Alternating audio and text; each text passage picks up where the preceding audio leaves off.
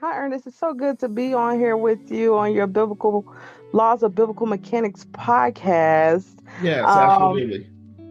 yes, and I'm so happy to be discussing with you this Sunday and letting the audience hear your brilliant mindset, talk about leadership, and this thing we discussed earlier in the week, which just called me the acronym for ego that you use, this edging God out. I've never heard that before, but it's so real to me. It's so prevalent. And I just wanted you to share how you came up with that acronym and what does it mean in leadership and management, the laws of biblical mechanics. Sure. So, good afternoon to you. And Good afternoon. yes. So, I'm pretty excited about this topic. This is over 31 years of experience, both in the public-private sector. For those who don't know, I am a licensed civil engineer. I have 31 years experience in both the public-private sector as well as I'm a project management professional. But a lot of these things I've learned over just in the last couple years, actually, and just based on experience and how you have to be able to be teachable and reachable. I want to start off with scripture in the Bible. In the Old Testament, it talks about in Proverbs chapter 16, verse 18, that pride goeth before destruction and a haughty spirit before a great fall. And I wrote some things down about that. And basically, the scripture suggests that basically excessive pride and arrogance often leads to one's downfall. It warns that those who are overly confident or self important may overlook their vulnerabilities and make poor decisions, ultimately resulting in failure or disaster. And this proverb emphasizes the importance of humility and self awareness, reminding us that a lack of modesty can have serious consequences. I want to warn those people that are in leadership right now, that's a very sensitive position, no matter what sphere of influence that you're in. Leaders are the focal point. I know the leaders are the ones that are out front. And as human beings, Martin Luther King mentioned that sometimes we have what's called a drum major syndrome, that everybody wants to be kind of out in front. We want to show what we can do and things of that nature. Unfortunately, when we talk about edging God out, it's basically false confidence. So, as leaders, we have to be very careful about how we project our skill sets because as a leader, you are no longer a subject matter expert. You're to look at things from a 40,000-foot view. And then from that point, you're able to look at your staff, look at your resources, and look at the vision that you need to have going forward. And you cannot, and I stress this repeatedly, you cannot underestimate your shortcomings, uh, just flaws that you have in general, because as leaders, we don't know everything. And that's the key point. And a lot of times leaders try to operate from a totalitarian aspect versus a collaborative aspect. Leaders should be servant leaders. They should be the ones to make sure everyone else is basically good with what they have. And it is just it's a very critical situation. Ego is also the engine that drives pride. They're running buddies. And so what we don't want to do is be in a situation where now as a leader, now your staff, is having issues. We're not getting projects done, things of that nature, because we overlook our shortcomings. Leaders should always be the ones to set the example.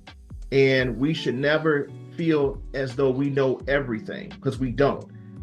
Most of the people in our staff are, like I said again, are subject matter experts, and our job is to lead them, not necessarily to manage them or micromanage them. So that is definitely a key component to make sure that we don't operate on a false assumption, again, that we know everything, because again, it talks about pride again going before destruction. Destruction is a very heavy word because when something's destroyed, that means everything is in chaos. And as a leader, we are to set the example. So I want to make that clear going forward that that is a key piece in project management and in leadership.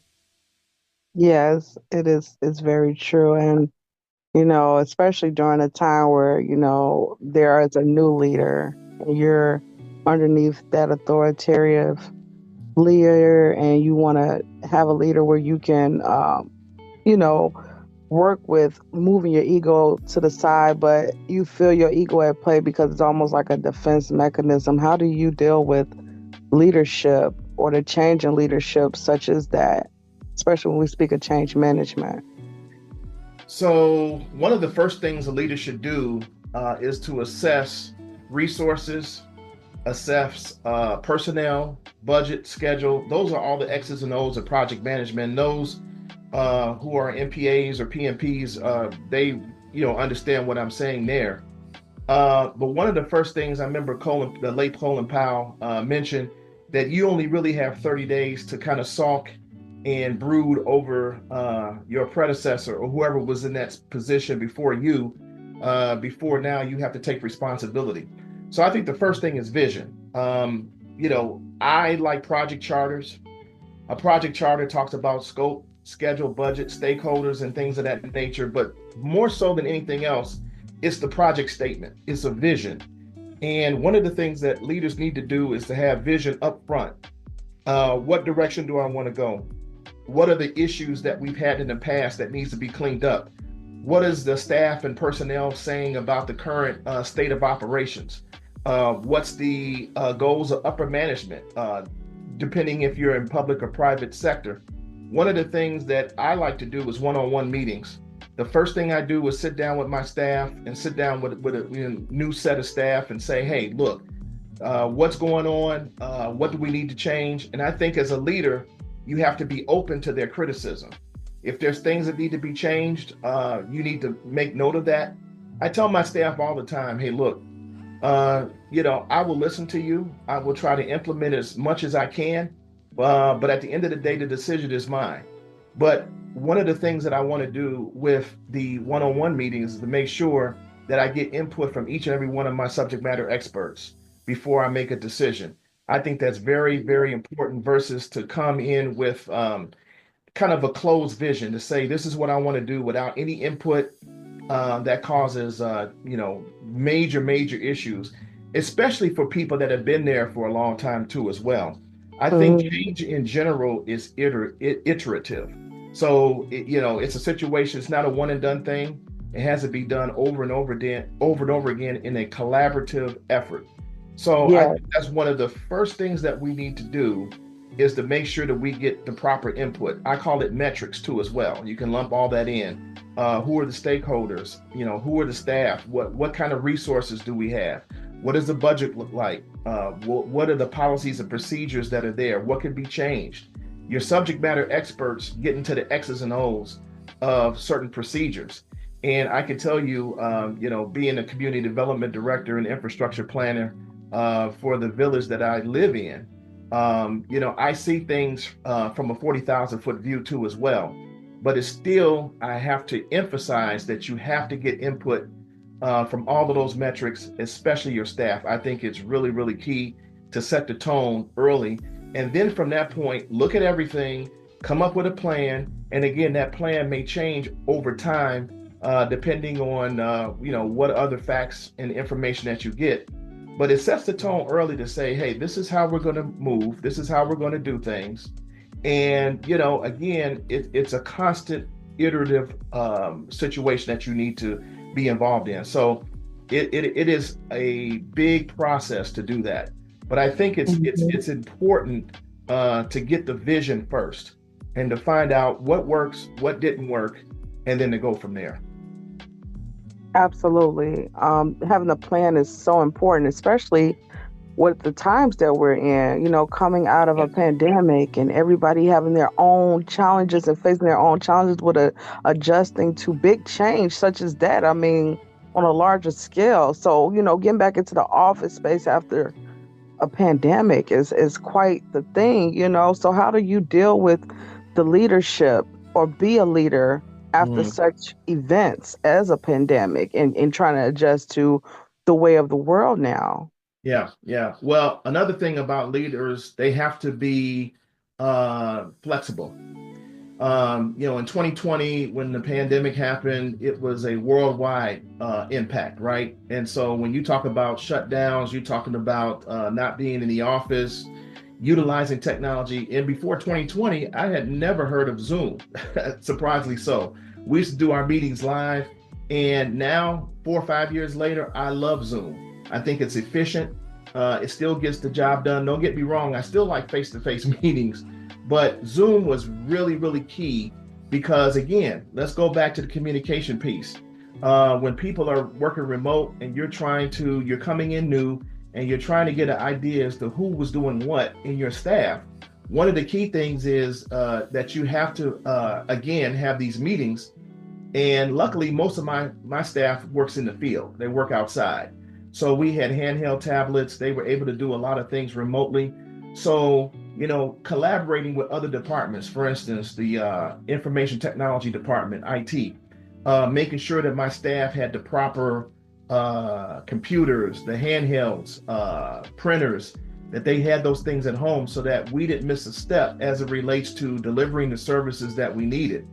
Most of my plan reviews and things of that nature now, we have a software program now that basically you can do all your reviews online. You can download plans. Emails are sent out once things go to the next workflow. Technology, I think, was really, really key. And it showed that, again, as a leader, you have to jump on that quickly because you can, really have an issue as it relates to getting away from what everybody is doing. And again, I think assessing the situation and understanding, what the situation is. Again, during the pandemic, everybody was remote. So again, I stress technology, I stress communication. And again, we had group meetings on Zoom periodically as well to make sure that if there's any issues that people were able to get the resources that they needed during that time. And, again, as a leader, you set the tone and you allow people to be flexible. And I think it kind of worked out well. So then once we kind of got back together again, we proven that we can work, both, in person and remotely, I think as well. But understanding the resources, understanding the metrics, and understanding the situation as a leader is very, very important. And again, if you don't know, you don't know everything. And so again, you have to ask questions of different departments, find out what resources are available. And again, a leader has to put the ego aside because again, in a critical situation like that, that's no time to think more highly of yourself than you ought to think. You got to look at things in the reality and as they are. So that kind of helped us out really, really tremendously doing that. But a leader has to be flexible for sure, because anything can happen at any time. Absolutely. And, with adjusting to technology being a form of communication between us as humans, does it take away from our human integrity, our human rights in the office now? The office space now is all computers, or I'll just virtually call you. And it's like you want to have the face-to-face human reaction and interaction with each other. And with the pandemic, it seems as if the technology was the key to now communicating. So that is an adjustment to one another. And then also being honest with one another. Like, how do you still practice the principles when we are face to face now, because we've had a screen between us and we can shut the camera off and feel whatever kind of way we want, make whatever face. But now you have to come back to each other and be honest with reactions and input and communication. Sure. How do we demonstrate the integrity now in today's society and world and workforce? Well, Ashanti, that's a good point. And I guess we'll get more into that on our next podcast. But really, in a nutshell, my philosophy is when it comes to integrity, my definition of that is doing what's right because it's right and being consistently consistent with no deviation. And I think that's key. And, whatever you get through compromise is what you get. You have to keep that too as well. So, whatever you compromise to get, you have to compromise to keep, I should say. So to say that is, I tell my staff, do not lie to me. If there's something that's wrong or something that didn't get done properly, you are to communicate that to me, because regardless, we can take care of it, whether it's a elected official, whether it's a resident, whether it's a regulatory agency. Make sure you document. And if there's a misunderstanding or something happened, mistakes happen. And you and I both know that in the industries that we're in. My main thing is I can defend that as a leader or as a director. I can defend that and I can defend my staff accordingly. Or if there needs to be adjustments, that's fine. But once we lose trust, that's a problem. Because again, I can't defend that. And so I tell my staff, whatever the situation is, document, and be consistently consistent. I think that's important. And that comes from the leader. I wouldn't ask anybody to do anything that I would not do myself. And I try to lead by example. Again, it goes back to servant leadership again, too, as well. You want to protect your people. You want to make sure that they have all the resources that they have. And if there's problems that arise, the first thing I want you to do is communicate. I have a lot of meetings. My plate is full, usually during the month. But I tell all my staff, if there's an issue, come talk to me. And if, whatever the problem is, we can definitely handle that.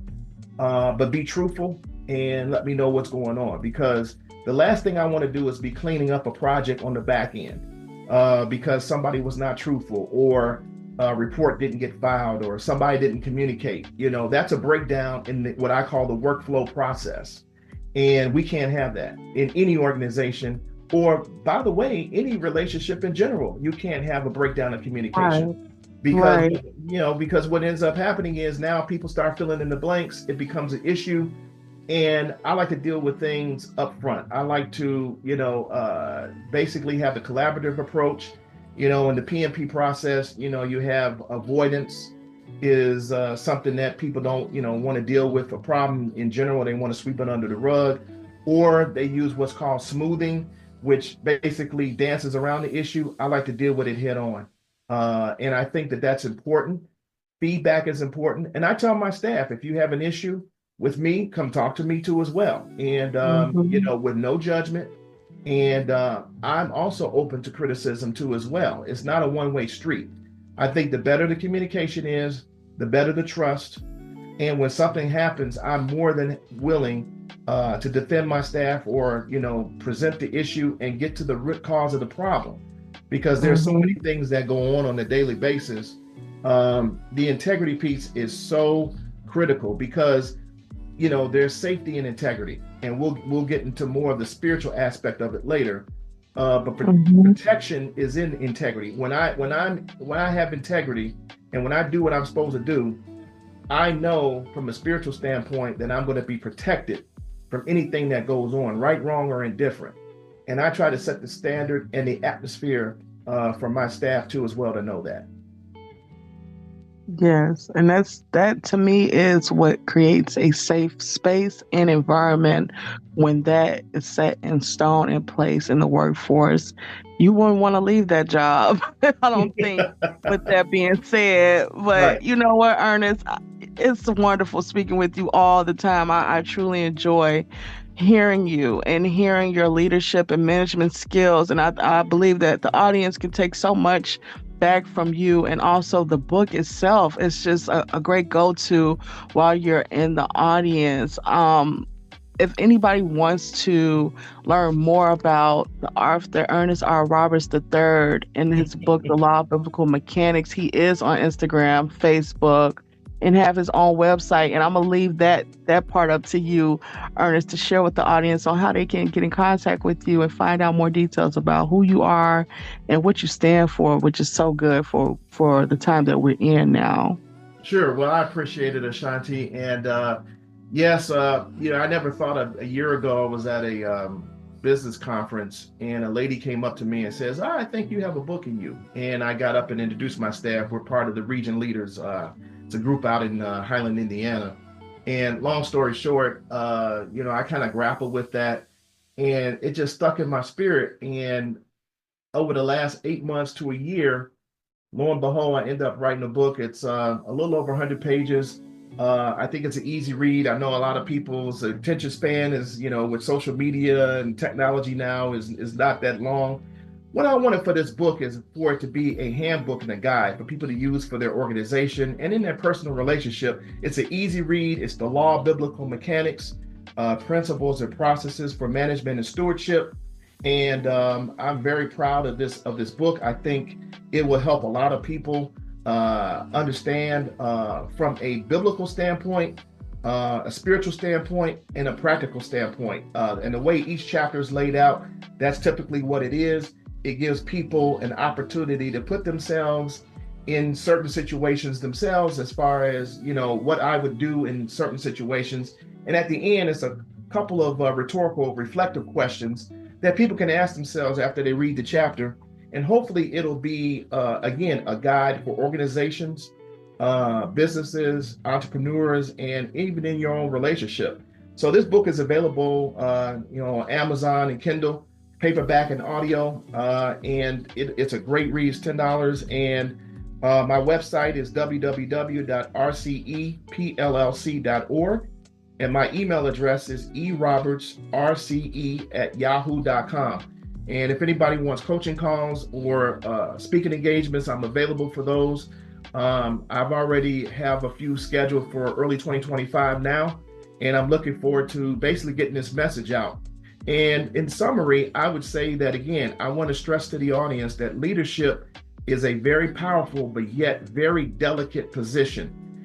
You can affect a lot of people, both either positively or negatively.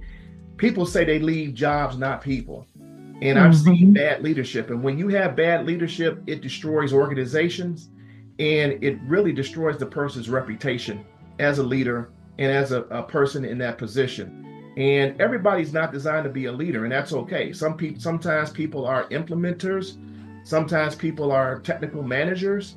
And so whatever position it is, do what it is that your skill set calls for. And again, for leaders, you have to be a servant leader. I can't stress that enough. And you're constantly learning. It's continuous improvement.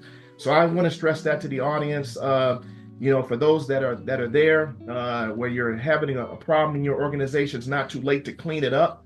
But you first have to be honest with your weaknesses and some of your shortcomings, and be able to shore that up, and be honest with yourself.